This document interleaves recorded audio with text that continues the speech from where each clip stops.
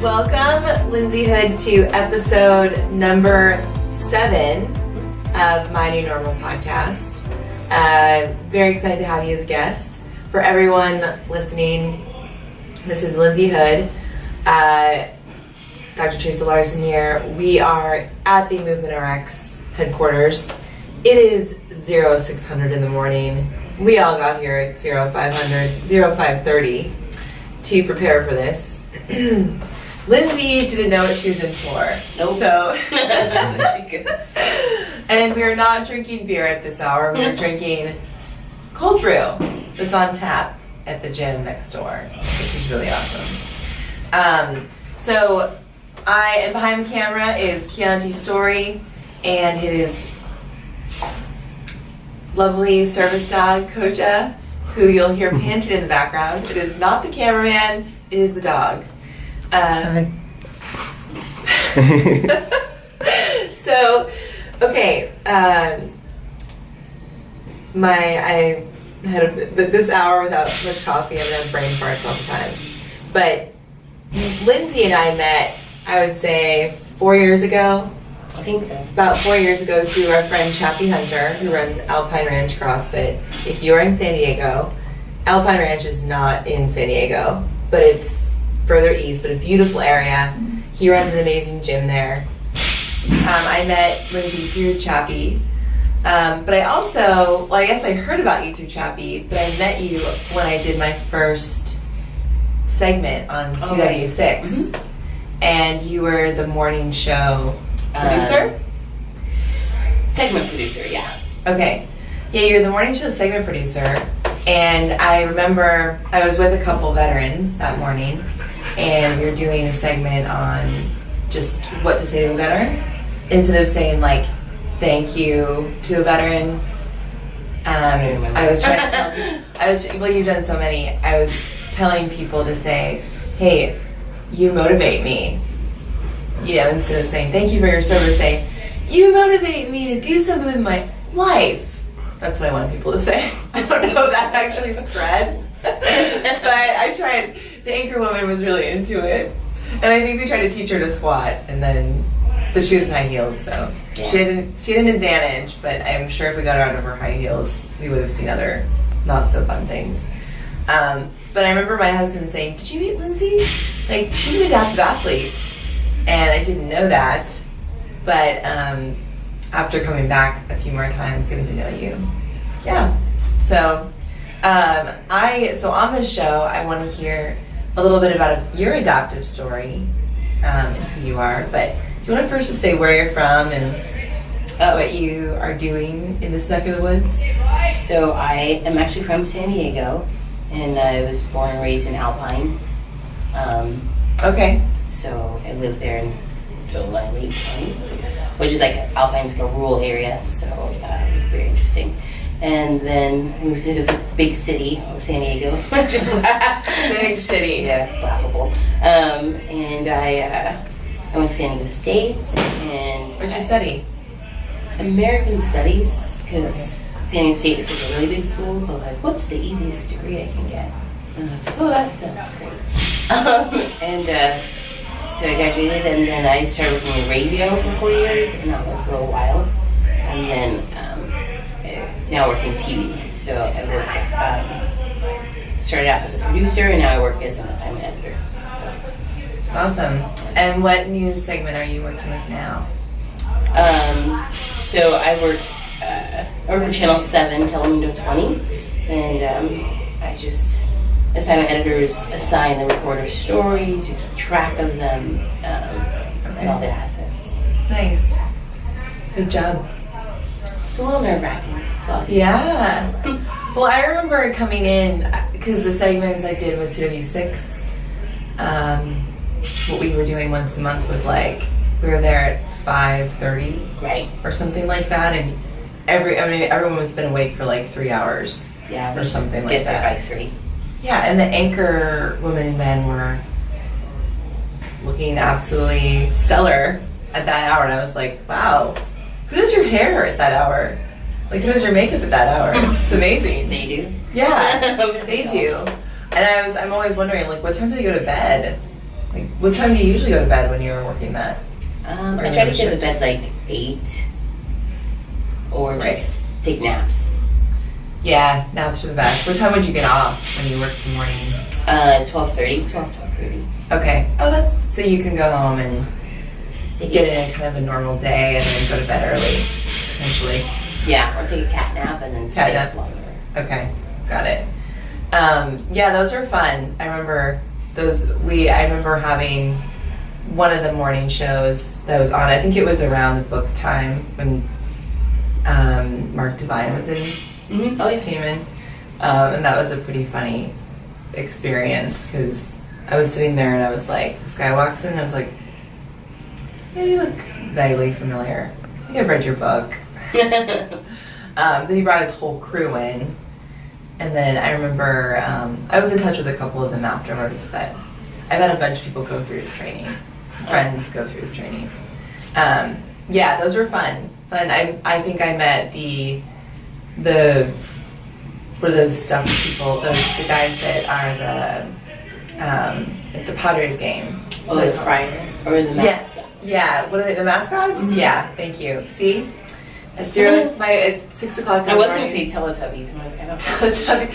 Maybe I did see. I saw Star Wars people in there. I saw Chewbacca, like the Chewbacca rock star ladies in the CW6, the green room there. Lots of different interesting people. Okay, so you're from Alpine. You're working with Channel 7 now. Kind of an intense job. So what would you, when you were young, this is kind of like an icebreaker question I like to ask. I like to ask different questions on each show, but what did you want to be when you grew up, when you were like 10? Oh, I want to be a veterinarian. Veterinarian? Yeah. Okay. Oh, that's awesome. Why? Just because you love animals, or? Well, yeah, growing up in a rural area, we always had dogs and no cats. I love cats. And just all sorts of animals. So it's, was always with the dogs. There weren't a lot of the kids around, so I was like, oh, I want to help them. Nice. That was the idea. That's awesome. And now you're writing TV shows. Yeah. I was like, I can't kill the animal. Like, I felt like, oh, I can't do that. So I was like, oh, I won't be a vet. But now as an adult, I would have. Yeah. I would have been fine. But yeah, you would have been fine. I love animals too. I think when I thought of physical therapy, I was like, yeah, don't have to deal with a lot of blood, no medicine. I work with a couple of vets in my practice, and I'm just like, how do you work with a bunny rabbit compared to a cat?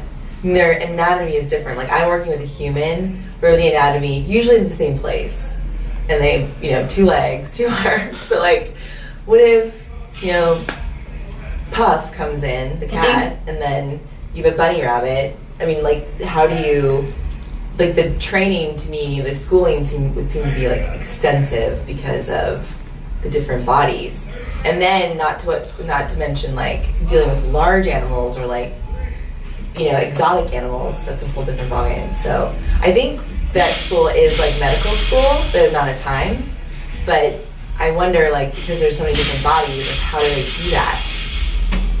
Anyway, I've thought about this. Yeah, I'm just like, I can tell. Man, I think it'd be fun to get horse though. yes. Yeah, I love horses. Alpine, so there's Pine Valley has Horse of the Sun Ranch that one day we should go back there. It's a nice ranch. I used to be on the board of directors there. Like, it's a nonprofit. They work a lot with adaptive athletes too. But it's just so nice to go and pet the horses. You can ride the horses. They give you lessons. It's nice. I digress. I could talk about horses a lot. I would draw horses when I was young. Like, I'd put them up on my wall. We grew up next to a horse barn. My vision one day is to live in a ranch with a horse. Even though I don't ride horses at the moment, I will figure it out. They don't have to ride them. You just look at them and they take care of them. Yeah, of course. I have to horseback riding lessons. Yeah. Okay, so how growing up? So you tell us about your adoptive story. Like, you were born with no leg below the knee. So I was born with amniotic band syndrome. Okay. So basically, I guess the water sac ties around your limbs, and then when you try to break out, the water sac closes itself off, kind of like rubber band.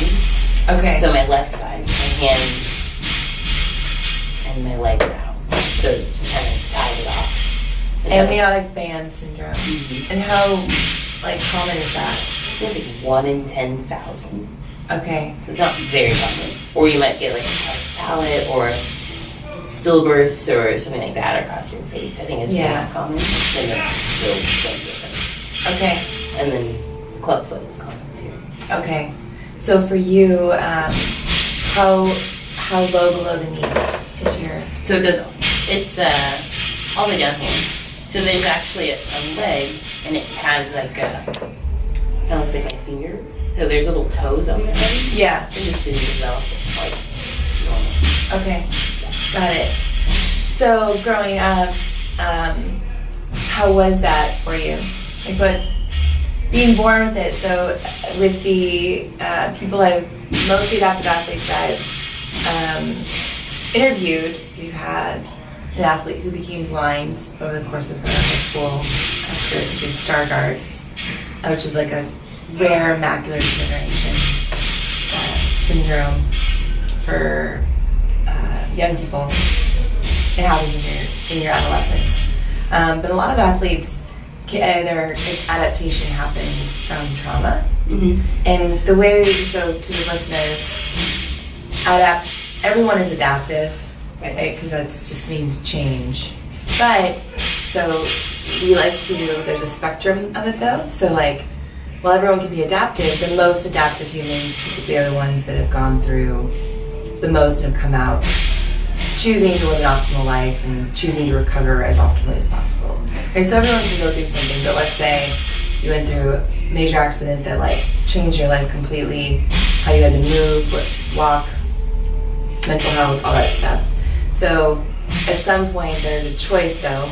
Your body's going to heal, but then your choice is to heal optimally, right? And find the help that you need to live the most functional life. So there's that spectrum of the most adaptive humans who've been through a lot and chosen to really crush life. And then there's also a choice to maladapt. This happened to me, I'm a victim, my life sucks kind of thing. Which you see with people with non-permanent wounds a lot. Right. With people who I've seen a lot in, not in practice necessarily, but just in society, where someone gets injured and it's their doctor, unfortunately, or there's people around them are oh, you shouldn't be doing this anymore. You hurt yourself cross-fitting, or you hurt yourself doing the Spartan race, or you hurt yourself squatting, you shouldn't do that anymore. And that person gets in their mind, they're fearful of that movement. So they start to maladapt versus saying, no, I'm going to figure out a way to do it because I love doing it. So I found the most adaptive humans are the people that I've found through functional fitness and who have had these injuries, and yours isn't an injury, you're born with it. So what has that been like growing up? Family, friends? I mean, was it something you really noticed, or was it just this is just me that didn't really pay attention? I try not to giggle because I know that this guy right here is this total meathead CrossFit guy, and he's just being doing his clean and presses. There's somebody that open the door. Yeah, if you open the door, there's a dude out there getting after it. You can tell the size of his ego by his drops. Anyway, so since I was born with it, I grew up obviously in a rural area, so it wasn't too hard because there's only 3,000 people in the whole town. So in Alpine? Yeah.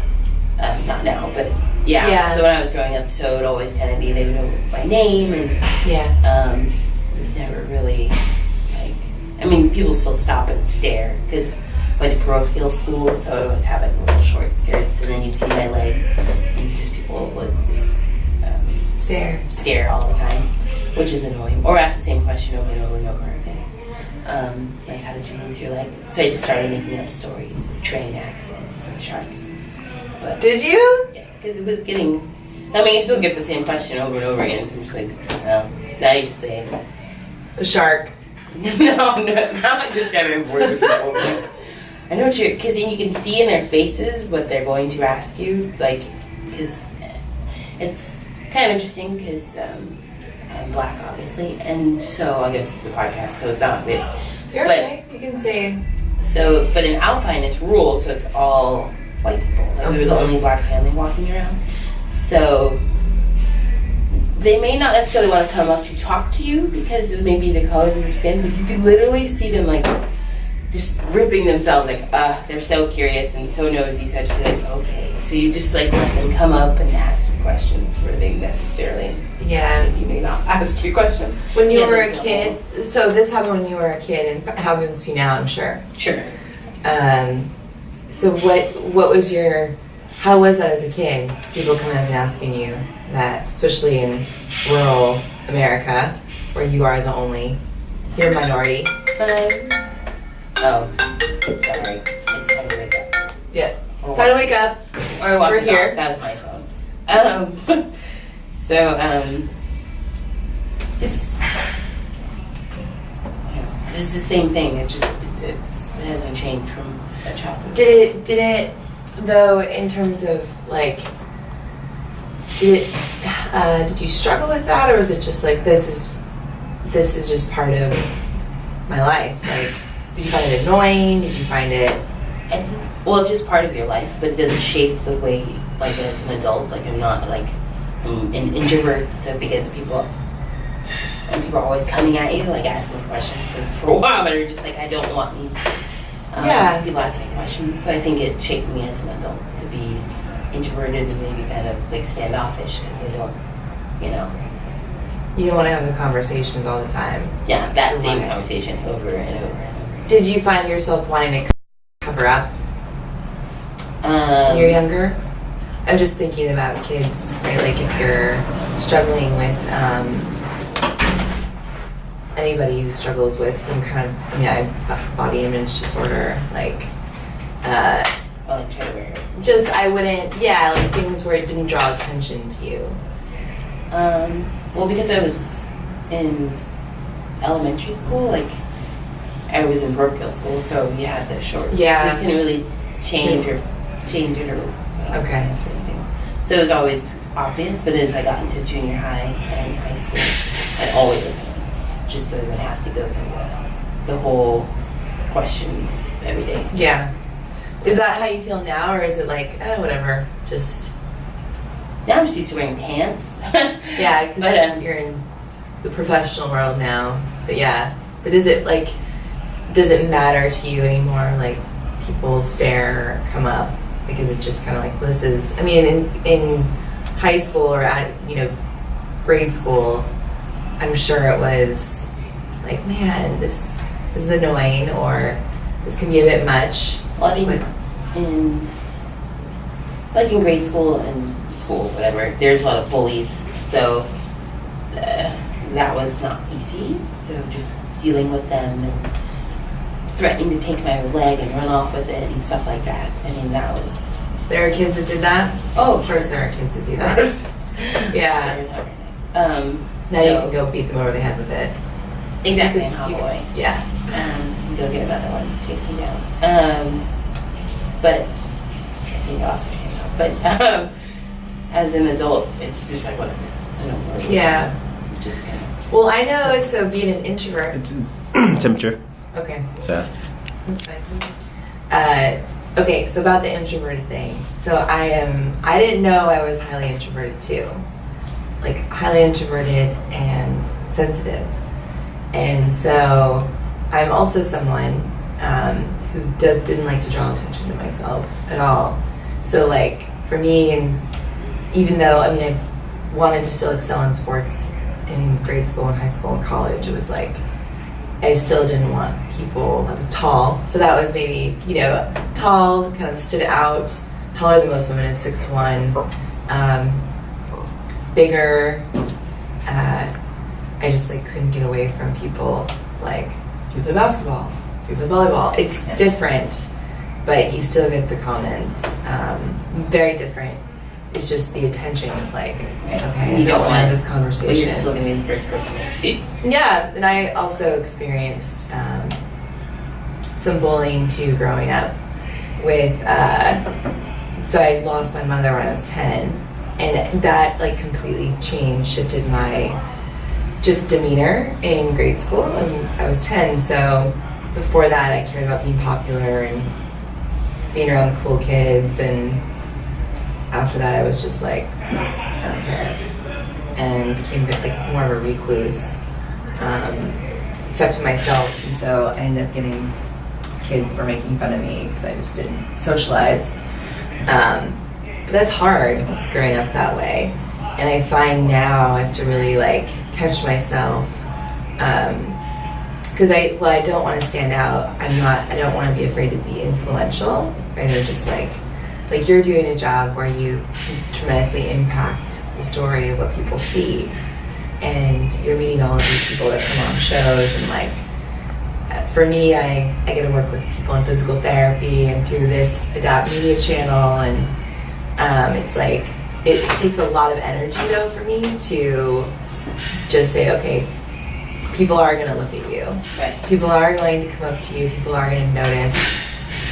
But remember not to take that personally or take that like, what's wrong with me? It's more of like, that's just who you are. You're different. You're someone different. So, and someone inspiring. And that's how I'm at work. I had to boss people around or tell them what to do. And it's almost like a different, like this is my job, they pay me to do this, and I want to do it well. So I don't really back off. I'll try to read them first, and I'll be like, okay, you're either going to be difficult or you're going to be easy. Yeah. So I just, but at the end of the day, I do meet interesting people that are famous or whatever. I'll bark at them too if they don't do what I tell them to. I don't. Yes, I can see that, Lindsay. Yeah. Do you threaten to hit them with your leg? No, I just tell them, like, if they're in the way or, like, you need to sit over there, like, I'm not going to shy away from them. Just, like, Yeah. I need you to do what I need you to do.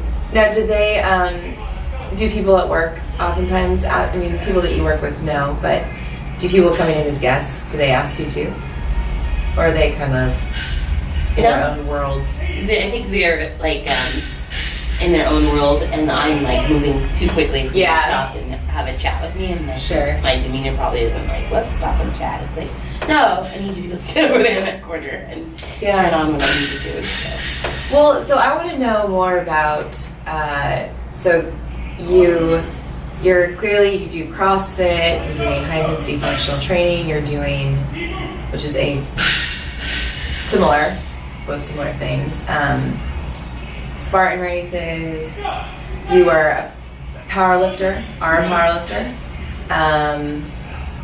Tell us a little bit more about your athletic history, because that I have found with athletes, people in general, you find a sport, activity, physical activity you love, like that's a great way to just cope with life, like the stress of life. So what sports have you played growing up? What do you do now? And so growing up, I was always a bigger kid, and so I didn't really play sports. So in the 6th grade, I played volleyball for one season, but I'm really short, so that didn't work out. Although they're short volleyball players. There are short volleyball players. Like, I don't really like volleyball. And in high school, like I weighed at least 270, something like that. Closer to 300. In high school? Yeah, so I didn't really do anything. And then college hit, and then right after college I started playing women's football, and I lost a lot of weight, and then I was like, oh, I'm gonna go do this, because my friend and I were in class and we saw this ad in the paper for women's football, and we're like, that sounds fun. You just get to hit people and run around. And we went out and we tried out, and I wore pants to make sure that they didn't see that I wore a prosthetic, because I knew just growing up how that was going to go over. And so we just started playing or practicing, and I loved it so much. And I played for 7 years. Football, what position? So O-line, because I'm a big girl. And so it was the right guard and right tackle. Nice. And so I didn't have to like catch a ball because I can't catch. And I didn't have to. You just pummeled people. Yeah, you just knock them down. That's like, I can do that. So, but no one knew that you had a. It wasn't until maybe 3 months into working, like practicing, like before the season started, that the prosthetic it locks. But if you step into like a hole or something goes weird, it'll pop. And so I was doing karaoke's across the field. I don't know how they wouldn't notice because they don't really limp, but I don't know what they were thinking. But anyway, so I got stuck in like this little pothole divot in the grass, and my knee twisted, so my leg popped off and went the other way, and I swear to you. Oh my God. People didn't know? No, there was like 60 women all yelling and screaming because that's just what players do, and just dead silence. It was just like, what? And the coaches didn't know. I think 2 people did know, so they're like, she's fine. And like, she'll just put it back on and we'll just keep going or whatever. So, what did they say to that? Like, what did your coach say to that? I think there were 2 just shocked, and then they were like, okay. And they never actually really said anything other than, nice. Well, because I'd already been doing it for 3 months, so however long. But they didn't know you had a... No, because once you put on the practice gear, then you have on the long socks. Right. And the pants. So it just seamlessly went from I'm wearing pants to I now have on my football gear. You just don't notice. So. That's awesome. I could just imagine people not... Because I played... I mean, I did play one... I played like a powder puff football game. It was like Marines versus the Navy in college. We wanted to just pummel the Navy. But it was like Marine ladies versus Navy ladies. It was so great. But I can only imagine like them not knowing, and your leg pops off, and like the dead silence or shock. But okay, so in my eyes, like for you, that's like for the first time, football is that place where you could let out aggression, be around other women who were like-minded, and feel normal. Yeah. And maybe that's something that, with not showing the leg, right? Because the not being an introvert, I get it, and not wanting to draw attention, and just wanting to feel normal, like you're part of a group, and not brought attention to you because of your adaptation. Like, I find that's something that most adaptive athletes I work with want. That it's like they just want to feel normal and not drawn attention to, and just treat me like I have a great life. Like, stop staring at me like something's wrong with me. Right. I think that there's a lot of changes in society that need to happen, and through people's connection with themselves, and like ability to know that it's all good. People are showering. This video. We're not going to be videoing that. I think like with football, like it was that really gave me a lot of confidence, because these aren't pretty and dainty girls that are like running around like. Was it lingerie football? No, full contact. You have the pads and the helmets, and so that's a different kind of person that wants to do that, and so they're not gentle, and so they'll just call you out like, oh, everything. There's no filter on 60 women, so you start to adapt as an introvert. You're like, oh, okay, well, there's probably nothing that anyone can say to me now that they haven't, that football team has not said to me, and now they've made me more confident. By like, I can bring it. You don't. There's really nothing anyone can say. That's awesome. So, what age were you when you started playing football?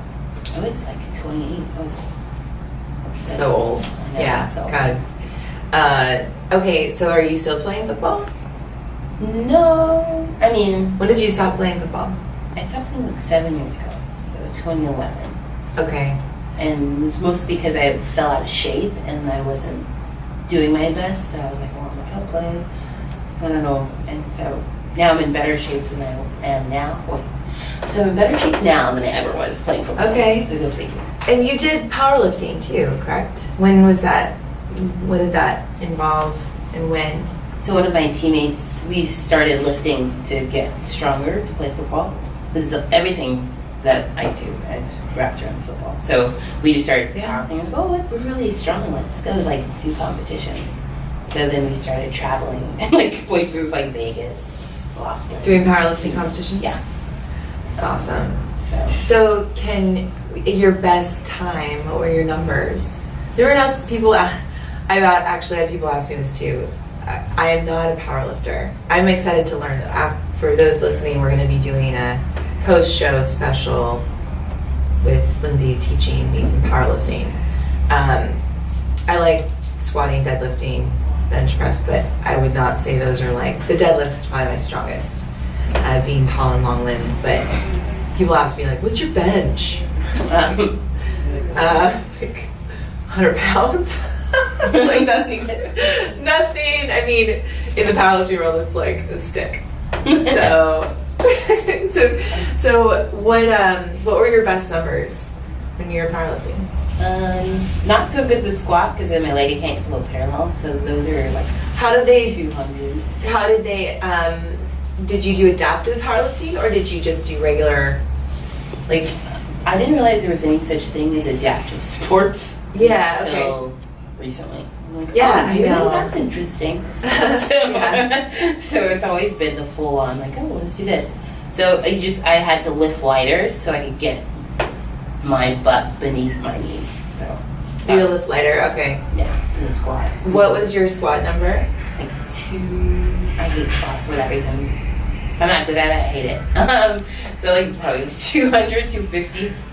So still, yeah, that's still solid. Deadlift about 305. Nice. And then bench. Bench is different. So because how do you adapt with the bar? Your hands, is it? I have big man hands. It doesn't matter. So even with your left hand, no problem gripping. No. Okay. Because of these giant hands. Thanks, Mom. Not Dad. Anyway.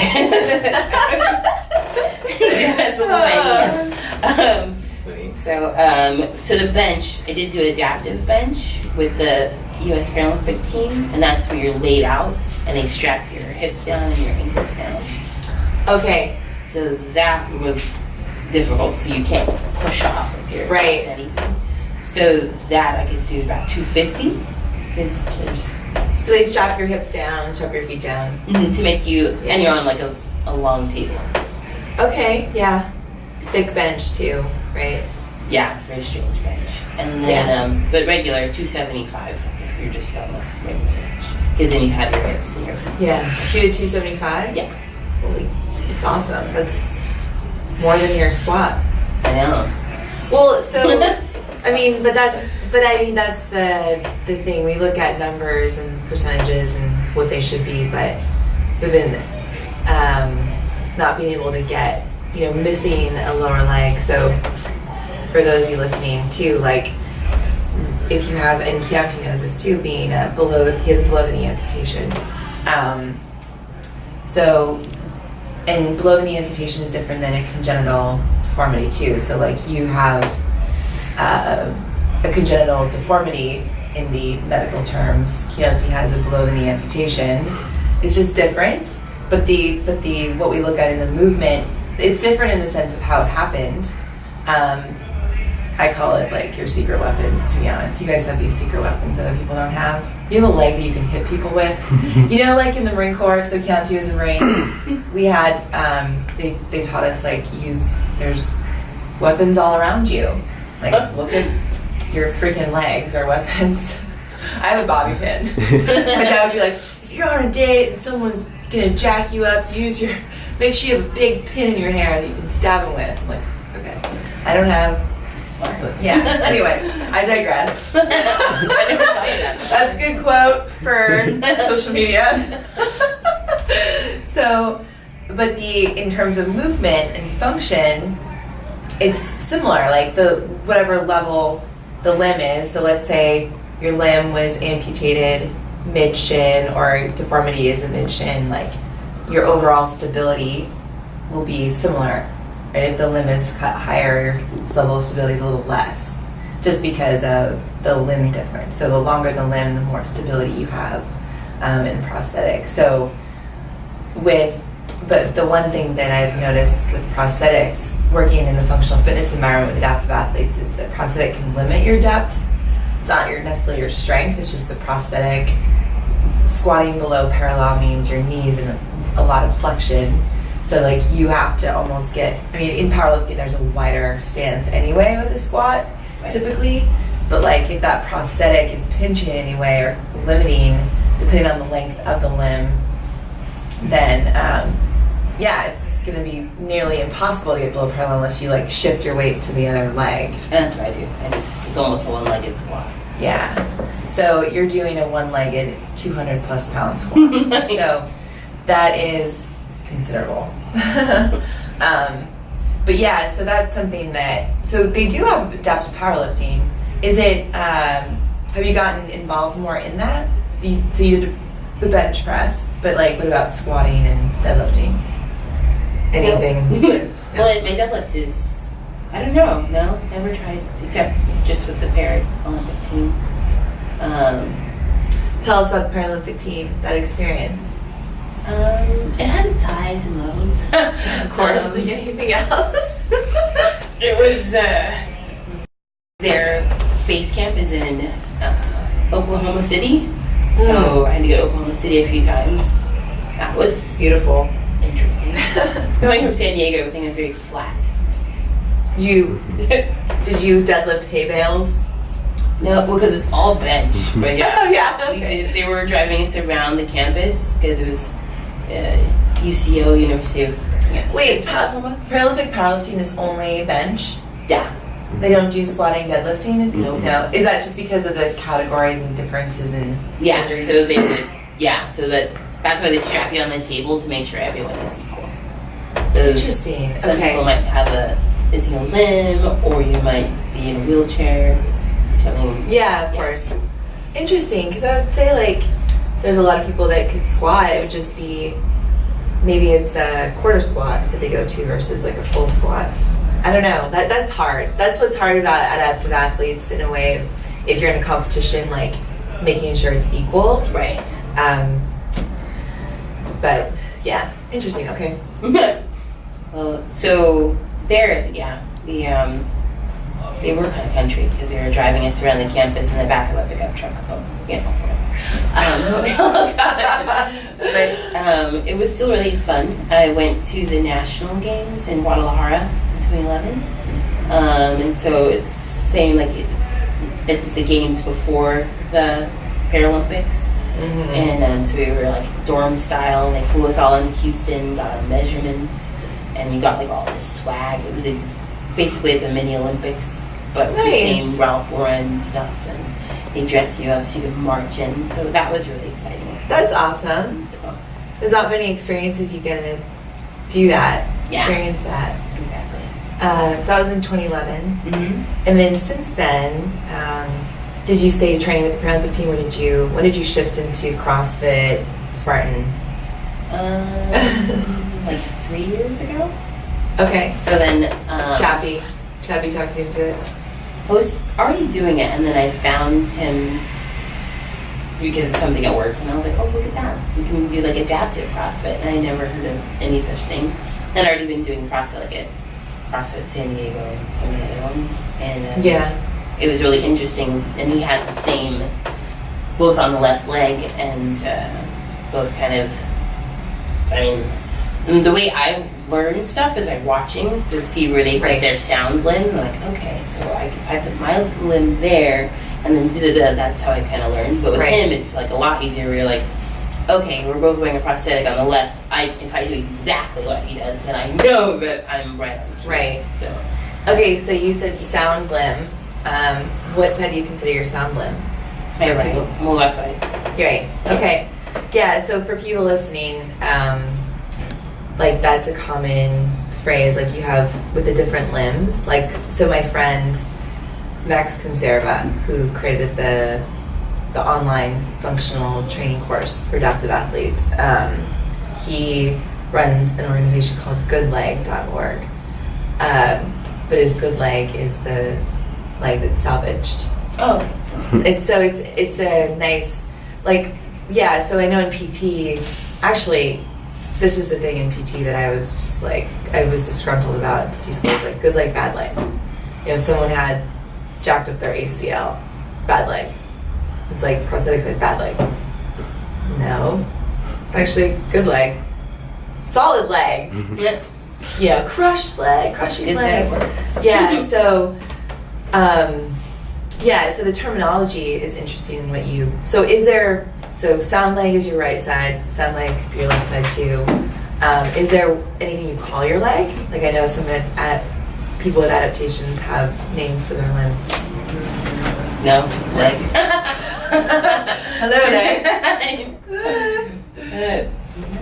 Okay, what do you call, but is there something you call, like some people call it a stump, a nub, like what do you like to call your limb? Anything? Or? No. No? Okay. Never even thought of it. Hey, leg. Just a leg. Chianti, what about you? I actually I heard named you mine. Stumpy. Well, there's Stumpy, but I actually in the hospital I called mine Nubbly Wubbly. Nubbly Wubbly, okay. Yeah, I mean it's teach their own. You know? Hello, leg. I like to talk to my limbs too. Like, you're not working for me today. Why? Okay, so CrossFit a few years ago. What about Spartan racing? You just recently do that? Yeah. Like gym that I go to in XPT is like an obstacle course racing gym. So they really push you into doing all of these different things and look at you like you're crazy and you're like, I'm going to do that race. So I started doing the Spartans. Okay. Yeah. And so have you found, like, what is sports? I mean, in my eyes, talking to you, sports, especially football, was a really good outlet for you just to finally come to your own, meet other women who are like-minded. But you had to search for that, right? Like, doesn't seem like something you had growing up. And so finally people weren't staring at you. They were like, you're one of them, able to let out your aggression. And then now you can do that through CrossFit, through Spartan racing.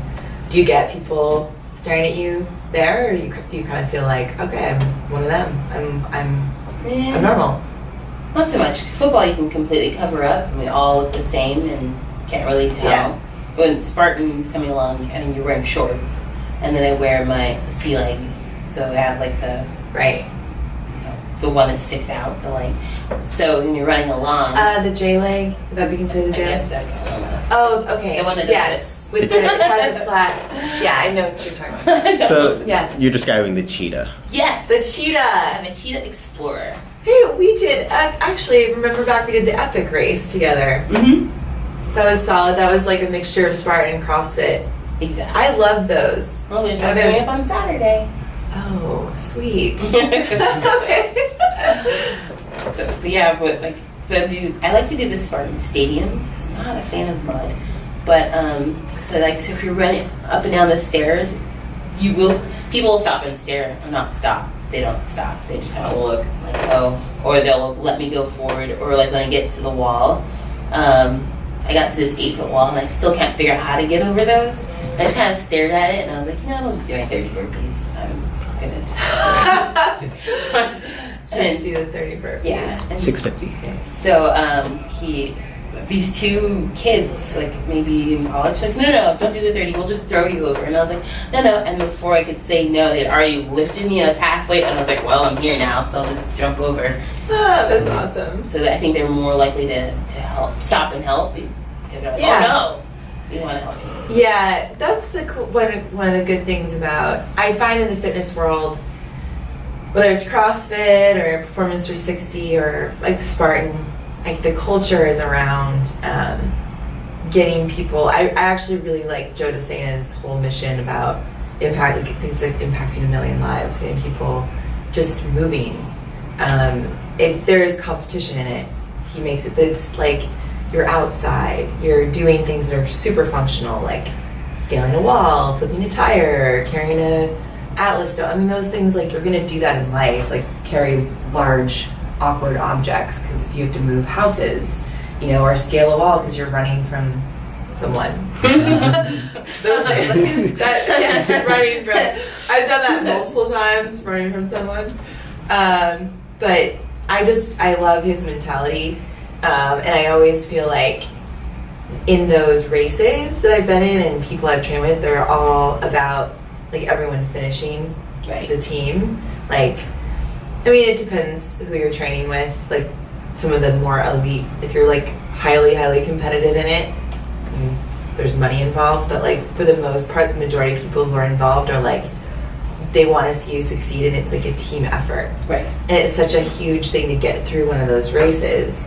So it's easy to stop and help someone, and you probably have helped many people on those races, in those races. So that's the one thing I do love about the Spartan is it's like a nice community of weirdos outside doing crazy adventure races. Yeah. But I really enjoyed them. I did them for a couple of years right after my father passed, and then I hope to get back into it again now that my son is a year, and he can probably do it with me. Probably do 5 miler. He's only 17 months. We'll get him started early. But no, I found like the training for something, like it's having a Spartan race, something that, you know, intense and fun and inspiring to train for is like a nice way to just help cope with life. And gives you something to work for. So yeah, we should do a Spartan race together then. Sounds fun. Maybe a beast or a super. Yeah. We'll talk about that after the show. But so in terms of helping you, so you were born with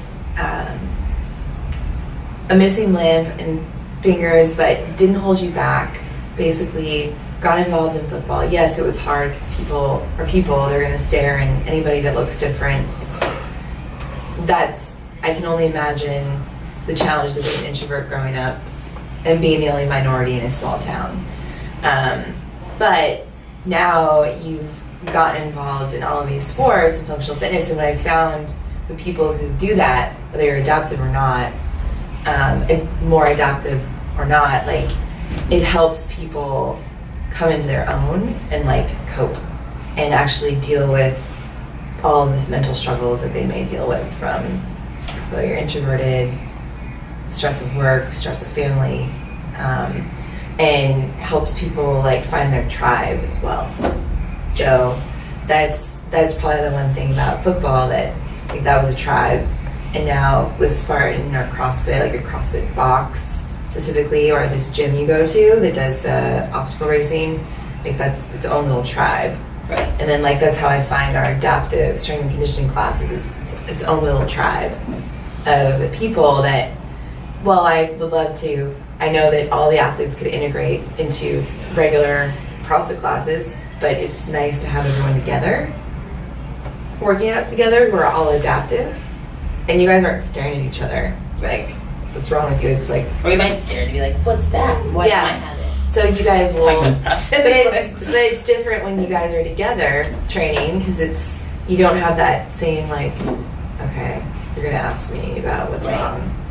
It's not about what's wrong. It's about what's right. Like, how are you doing? Like, that's so cool. You can do that. I want to learn to do that. So... I want people who are listening to this, whether you have an adaptation or a loved one with an adaptive need or are needing to be more adaptive in your life, to know that like when they see someone with their situation, which is awful, it's like, no, you're a normal human being, so there's no excuses to not enjoy and get after it in life. And my aunt is blind, and she's a master skier.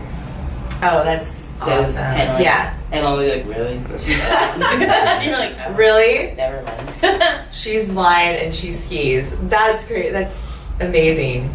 It's 7. Huh? 7. Okay. So, last question. What is your new normal now? What does your new normal look like? So, your new normal, you obviously, you're born with this secret weapon. And you've obviously gone through hardship in your life, challenges up and down, mentally, physically.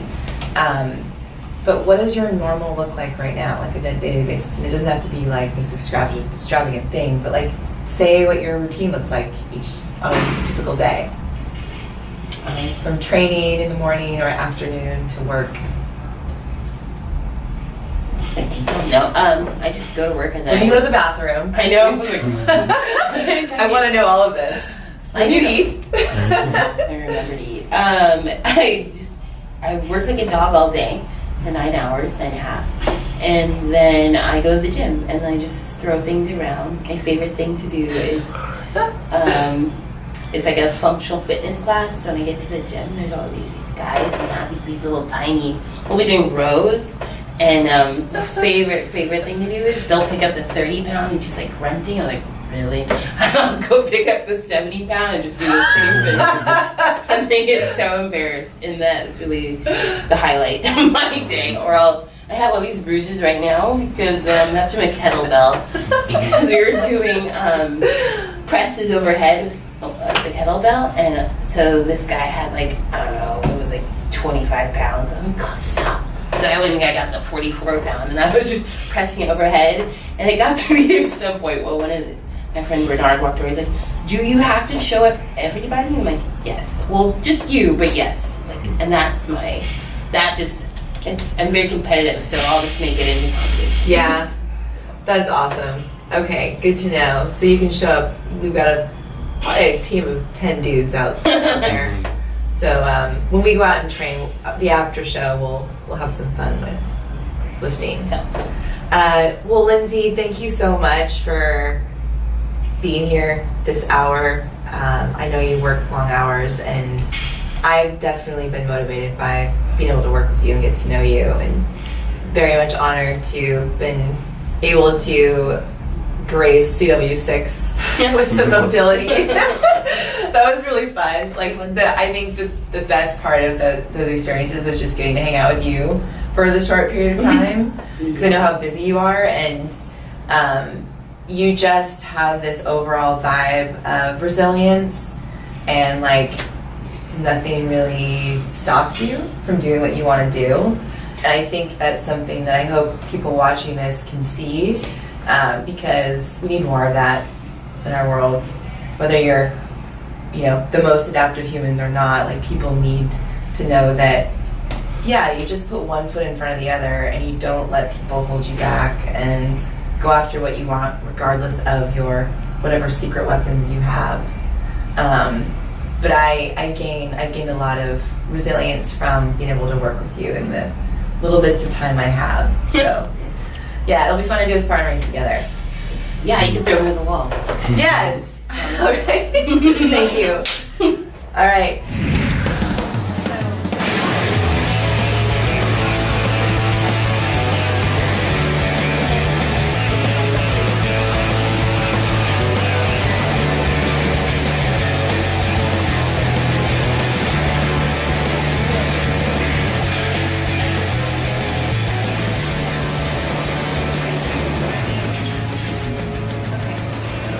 I'll give you this for now. Just put it in your pocket. I'm going to grab 2 good things.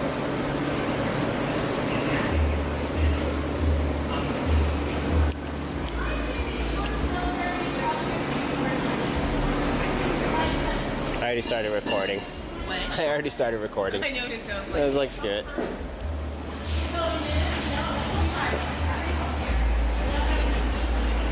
Try it.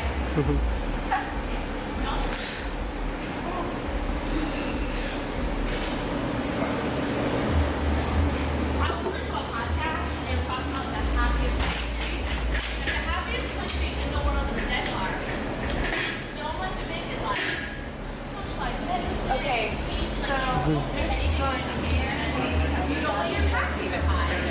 are you recording? Yeah. There's you are. But at least I have of course.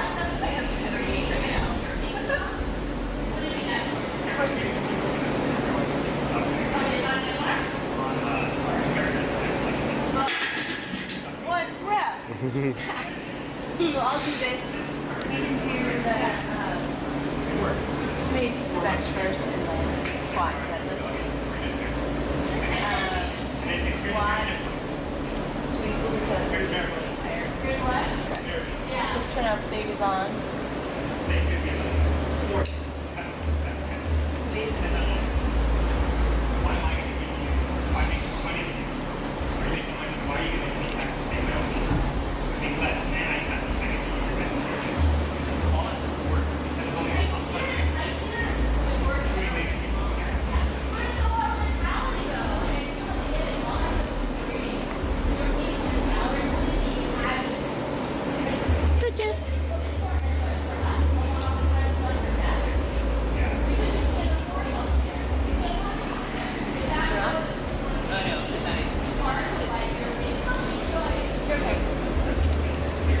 good to go.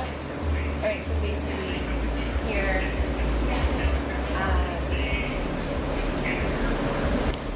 I'll just go through the after show and then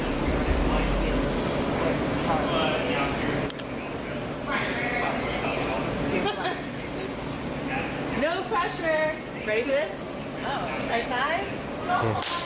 Okay. Welcome to the after show with Lindsay Hood, amazing athlete. She is going to teach us some powerlifting, the adaptive version, but also just powerlifting in general. So, go ahead. First, you're going to try the adaptive. So powerlifting is bench, squatting, and deadlifting. But in adaptive powerlifting, it's just Okay, so it's and so you lay instead of just a normal bench, you have a table. So we try to kind of replicate it. And so you lay down on the bench.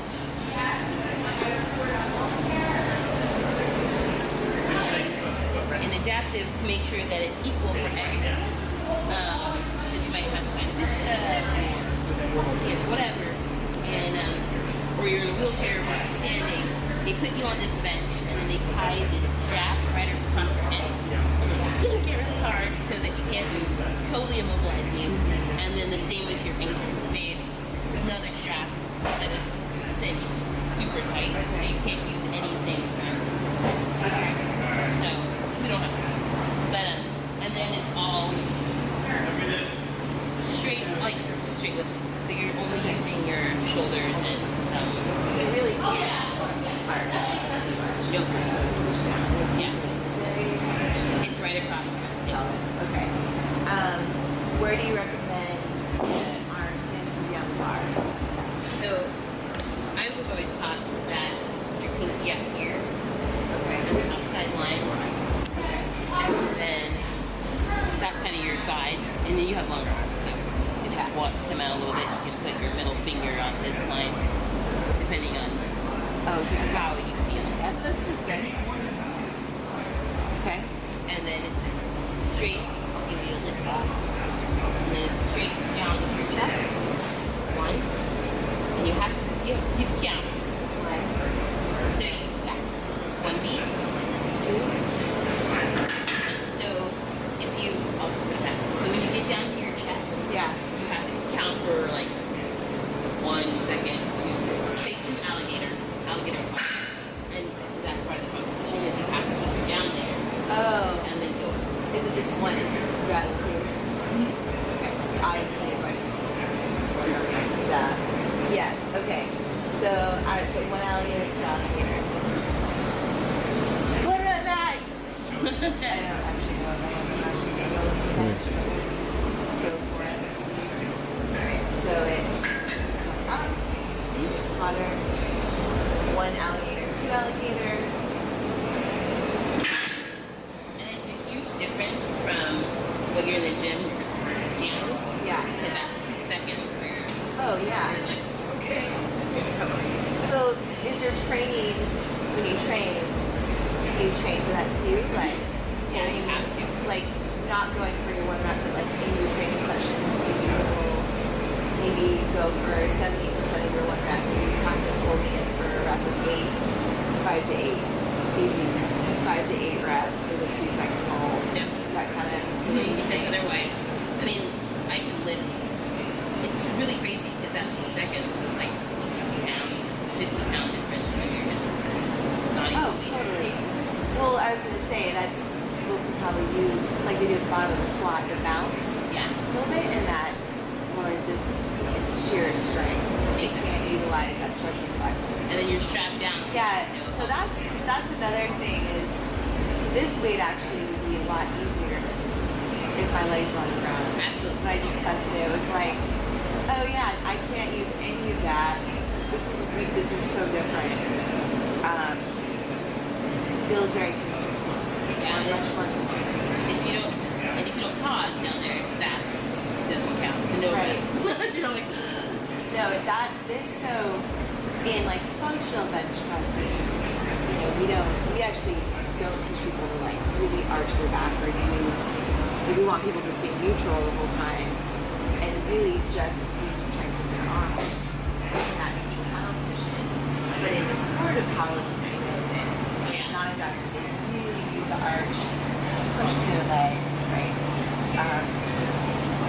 And I just like, so this kind of goes in line, minus the feet, with the position that we want people to move their spine.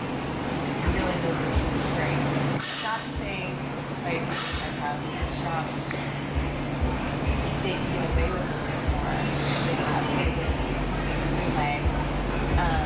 And I'm actually not quite sure of the benefit of arching their spine so much.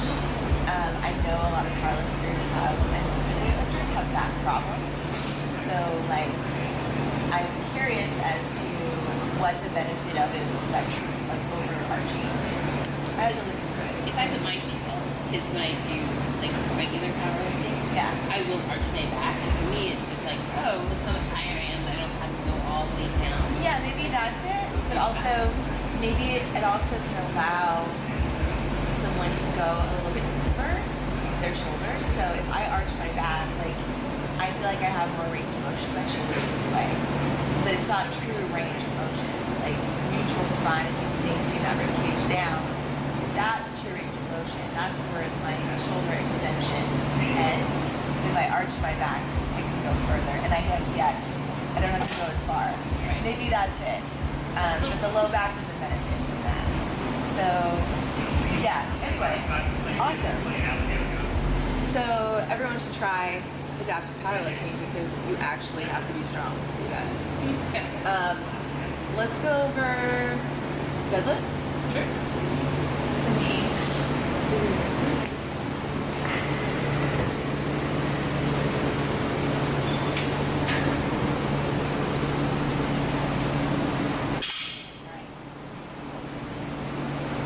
So I deadlift a little differently because of my leg. Yeah. So I try to put it like back a little to the side a little, just so it gives me balance. Okay. And I go on a toe. Do you feel like you can push through your left leg? Okay. Can you do that? Yeah, 'cause instead of being flat or Pull through your left leg. Yeah. Okay.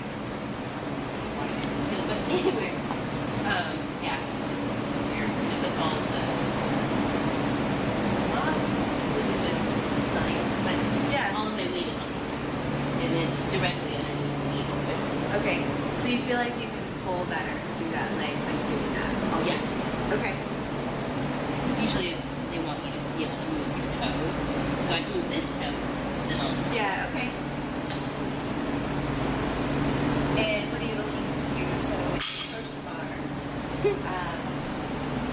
Are you? Yeah. Like, what's your like system of approaching bar? Is that the circumstance? Now I'm thinking about my coach.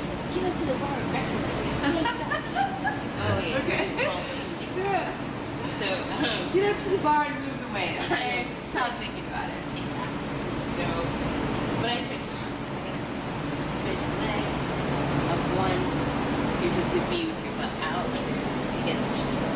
When you arch your back, like you have your shoulders up, Okay. and then I did this over. Like the switching grip. Okay. Good. Everybody Stand up. So that's a one rep. Is getting making sure those hips are fully extended. Do you have to pause at the top? So this is not adaptive in powerlifting, but in powerlifting, do you have to pause at the top Yes, too? you have to stop and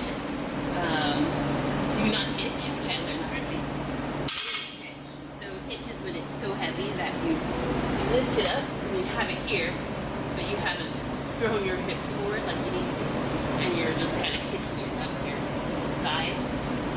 That is a no-go. Okay, got it. Okay. Is there anything to think about with your knees? Are you driving your knees out or just leaving it true? Because you're like kind of, you do want to drive them out a little bit. Okay. But because of my leg, it doesn't like ankle body, but the body is just out. Mine are kind of. You're able body. You just Do whatever. Okay, so so what's the difference for you between sumo deadlift and like a regular deadlift? So that was like a regular deadlift, but do you do sumo deadlift too? I can. I haven't really gotten used to it, but it's Okay. awkward. Yeah. I know a lot of powerlifters like sumo deadlift. I think, and I always say it's because it's like less real estate to go up this far, You know, to go up this far. but that's Yeah, it would be, so I believe it's like we take the wider stance, the sumo, yeah. like a really wide stance, and you can still do the alternating grip if you want, shoulder width apart, but I'll do this when needed. So if I were to do a staggered stance, just doing something similar to you, that's because you want to feel it on your toe, which makes sense. Actually, you want to, because you want the weight to be in your toe box, right? Is that right? Yeah, because this is when it's even, or it's more straight down, Yeah. and then it's still like, but then I can't go into my heel toes. Right. So I put it on the toe, so I feel that's still that Push straight down. down. Do you feel your glutes working, your hamstrings? Yeah. So that's good. Okay. So this is how you set up. For me, I would just set up shoulder width apart, shoelaces up under the bar, same kind of position as the Yeah. bench press. Well, just a little bit. A little bit. Okay. Straight spine, shoulder blades back, stand up, pause for 2 seconds, one alligator, two alligator, and then come straight down. In competition, you can just drop it. Oh, you can? Okay.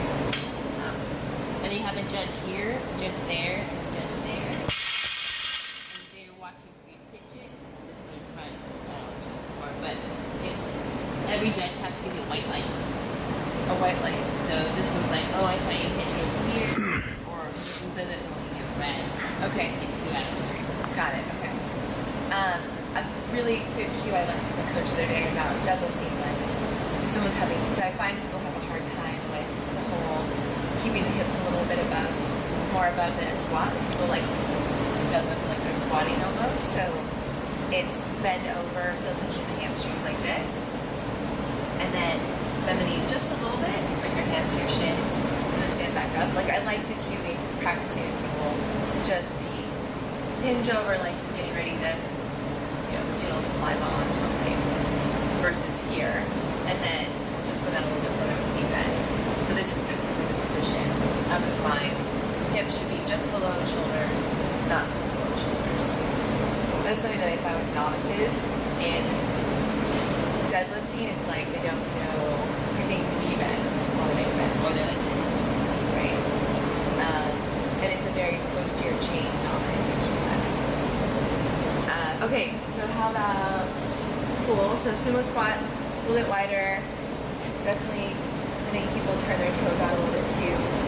In the biomechanics practice, we try to keep toes forward or slightly turned out versus really turned out.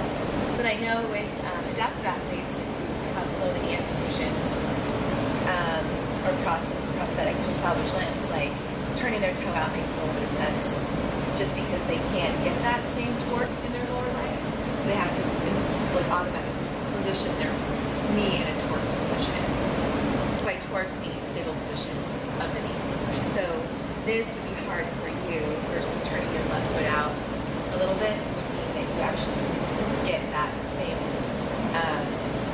whether you're staggered stance or not, doesn't, honestly, whatever, you've done this enough where you can feel like, okay, my hips are balanced, but that toe turnout, even though it's not symmetrical, we're looking for symmetrical in someone like myself, who doesn't have a prosthetic limb,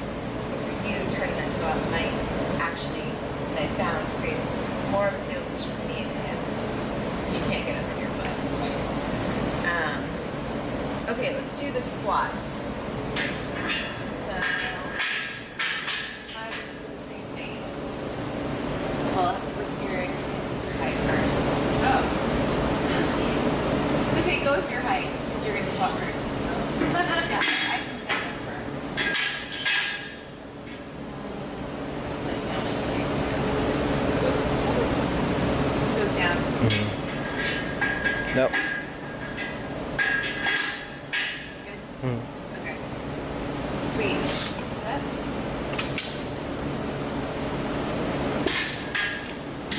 Okay. Squat. So what about it? Should we know powerlifting style? Well, I do read. Whereas, again, I have this laying back. And then maybe a little bit wider than I should be. Okay. And then, and for me, like, I'm always cheats. You're non-super button. Yeah. You see the size of the thigh, it is and then I put, again, it's the one leg back, left leg. And is that because you feel more of your posterior chain in your butt or glutes when you go squat that way? Yeah. Okay. And it makes it balanced to me. Okay. So, and then I can't do both parallel because my prosthetic is split. Yeah. So just above parallel? Okay. And what is your, so when you do it, when you squat down, do you feel equal pressure in both legs or do you feel way more on one? It's way more on the right, but it's kind of like I'm on a, like that. I'm trying to, like, this is just balance. That's for balance. Yeah. So you feel like you're kind of just doing a one-legged squat? Yeah. In a way. Like a kickstand, that's what it is. A kickstand, okay. So for you in competition, that makes no sense. This is off the topic of powerlifting, do you do anything for that left leg, like in terms of building it up? So single leg work? So, like that box right there, like I'll do step Yeah. ups. Like I can, this is a Chappie special. Chappie special! So, it's like they'll just make or I'll fall off it, just kidding. Anyway, but yeah, You're just fine. go up and, Okay, so you're doing step ups. yeah. But with the mini ones. Like I'll do, like if I'm in a CrossFit class, and I have like the 18-inch, and I have to do the step ups, and I'll just only use the right, Right, okay. or just because I don't make sense. Right. So there's box jumps in the workout? Would that be something that you do step ups? Yeah, no, I'll do Okay. All right, cool. So step up, box jumps are no problem. And then you add step ups as like a unilateral training regimen to get that to get picture. your level. Yeah. Okay. There is another like little thing I do with people to get used to. You probably have done this. You've been in my class a couple times. When you squat down, you shift your weight over to that left side, you move in and stand up on it. So that's another way you, with the lower weights, you're getting warmed up to start doing that, to like really put into that left leg. Single leg glute bridges. All right, so I'm going to do this. Wow, this bar is short. I have to squat down to get underneath it. Okay, it's okay. Now, do you use lifting shoes for when you do powerlifting, or you just use flats? Flat. Flats, okay. Okay, so this is back. All right, I don't need to stand, but I'm going to grab fine. So, butt down, hips out, ideally low parallel, right? And I have to count 1,